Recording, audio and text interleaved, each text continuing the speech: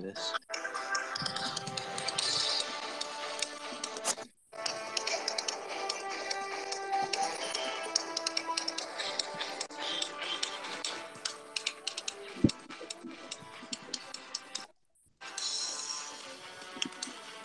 Rip Ashton. All right, can we begin? Can y'all hear me? Yep. Are we ready? All right. You want to go first, or should I?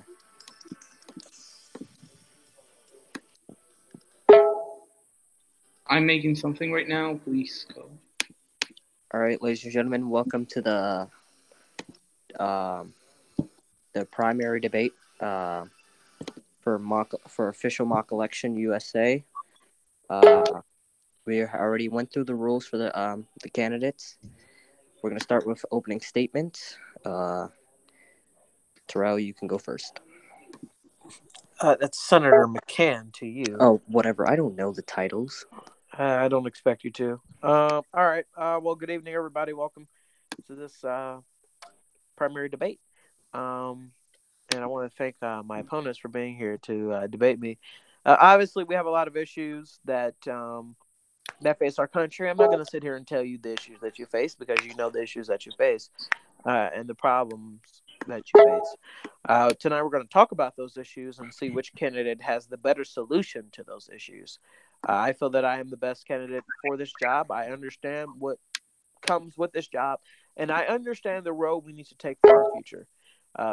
The future is in our hands. We control the future, and I think we need to make a right decision for someone to be our Democratic nominee and essentially go on to be the victor and become our next president. Thank you. All right, T-Dog. Can I go in a minute? Oh, yeah, sure. Robert. Okay, I guess I'll go. Well, I'm a new candidate to the race. I'm Robert Sanders. I was senator since 2016 from New Hampshire, and I've been governor since 2022. And I have fought hard for the American people. And I'm here today to send a message out to the American people that we are here. We hear them. We're going to fight for them. It's a future to believe in, and that's why I'm running for president. I yield my time. Thank you. Maywa.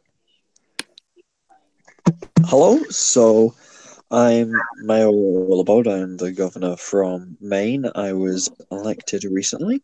So first, I'd like to thank the moderators, Andrew and Karan, for being here, and I'd like to thank all my fellow candidates for making this possible. So over the course of my time in politics, I've come to understand that there is one fundamental truth. The truth is that far too many politicians focused on pointless rhetoric. Rhetoric that means nothing, rhetoric that proposes no ideas. A key figure who is guilty of this rhetoric is our current president, Joshua Huntington. In many of his speeches, including his State of the Union address, he failed to articulate what he has done. Instead, he described why everything is amazing. This rhetoric benefits no one. It doesn't help the school teacher in Cleveland who works paycheck to paycheck, or the farmer in Nebraska who is desperately trying to cultivate his land for the sake of his livelihood. I will be a president to make these people's lives benefit with clear policies. Well, what do I believe? I believe that we should implement the following policy. We should legalize and regulate medicinal and recreational marijuana. We should implement a universal healthcare system whereby all Americans can visit the doctor without a fear of bankruptcy. We should bring government agencies away from DC, settlements across this nation to encourage employment and growth in these great places.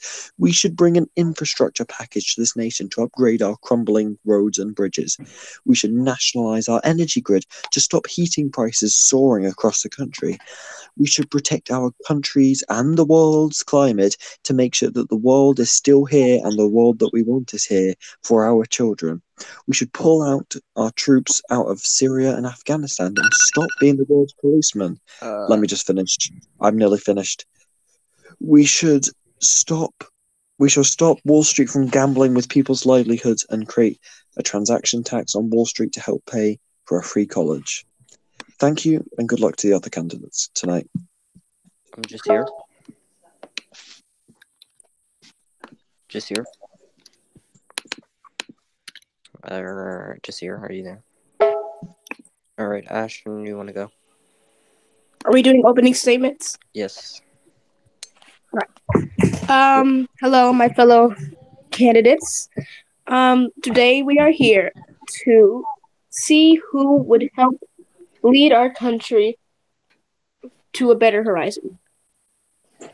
We have been left under 6 years of President Huntington through a 9-month government shutdown, an economic recession, and many other things. My administration would help ensure that every American gets the chance to live up to their potential. Well, what my administration would do is implement a universal basic income for our nation's poorest citizens. We will also create a 2-tier healthcare system, Medicaid and private, so Americans have control on what they want their healthcare options to be. We cannot do this alone. We need every single person on this stage's help. One of us will be the Democratic nominee, and whoever it is, I promise to put my full support behind them. Thank you, and good luck to all my other opponents.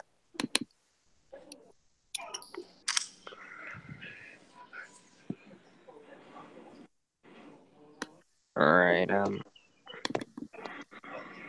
I think T-Dog still needs to make his statement. Oh yeah, T-Dog. Yeah. All right. First off, I would like to thank the moderators and all my opponents for appearing. Now, for the past God knows how many years, there have been people in our country that have been forgotten.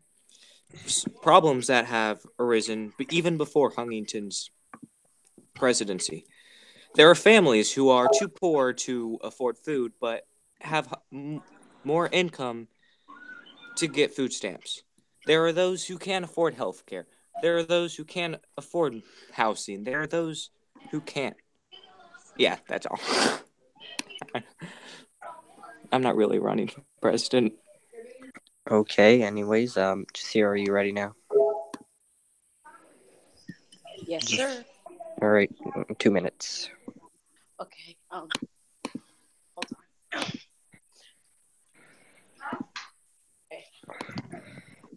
Whenever you're ready. Yeah. Okay, so Jazir, it's your turn for your opening statement. I'm honored to be here with my fellow candidates and senators. Now, I'm running for president because everyday Americans face an uphill challenge to get an economy that works for them, an economy where they can open business and watch it bloom. I'm running to be our nation's commander-in-chief.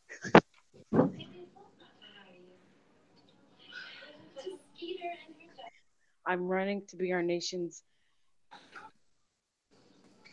commander-in-chief because our babies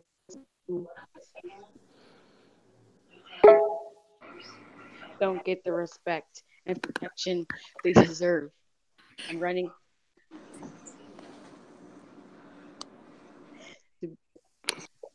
to be a president for all people, and I hope I get that chance to serve.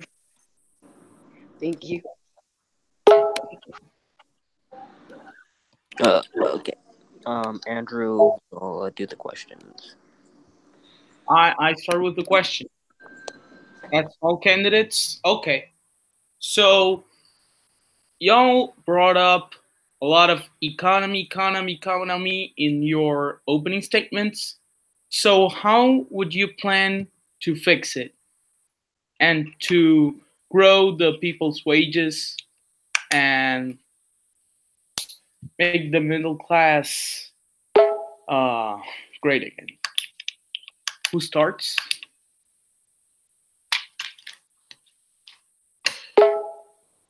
Hello? I would be confident to start. Okay, start.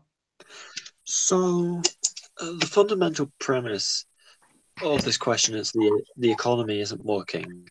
That is an incorrect premise. This economy is working, but this economy is only working for certain people. It's working for those billionaires, those millionaires, the people who do not represent the overall population of America. This is only not fair. This is not right. To fix this, one way I would create jobs is to introduce $1 trillion infrastructure package similar to the one that I've introduced and passed as governor of Maine.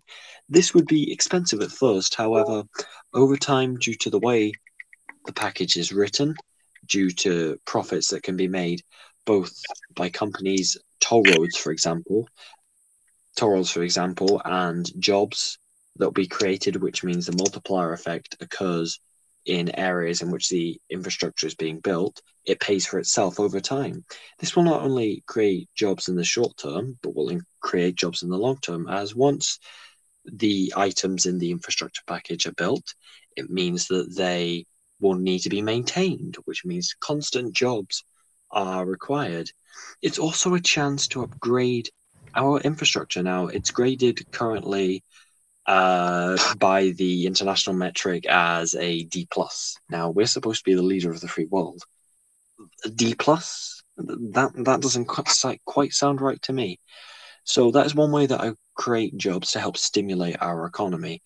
Stimulus packages they tend to work a bit better than austerity, very much so, at least in the long run, towards the middle and working class. For example, after the financial crash, Obama's stimulus package helped revive the American economy better than other countries that try to use austerity. So this is how I would help stimulate our economy. Thank you.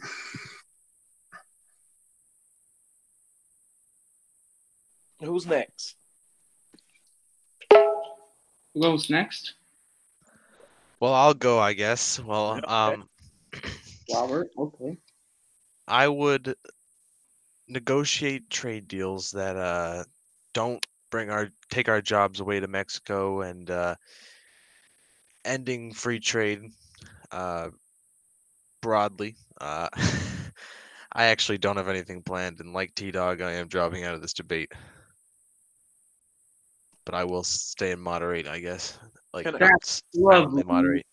Lovely. Can I answer the question now? Yeah, Terrell, please. That's great. Well, I'm gonna actually answer the question and not skirt around the issue about the economy. Obviously, one way that we put money into the pocket of American workers is one by increasing the minimum wage to $12 an hour. And I've said this before, and you can quote me on it. I am opposed to a $15 an hour minimum wage. People think that that is ridiculous of me to do that and say that you don't want to put money in the hands of American workers. No, that's not the case. You have to think about small businesses too. Small businesses play a big part in our economy. By raising the minimum wage to $15, what you would be doing is ultimately hurting small businesses and not helping them in the long run. So one, minimum wage, raising it. Two, as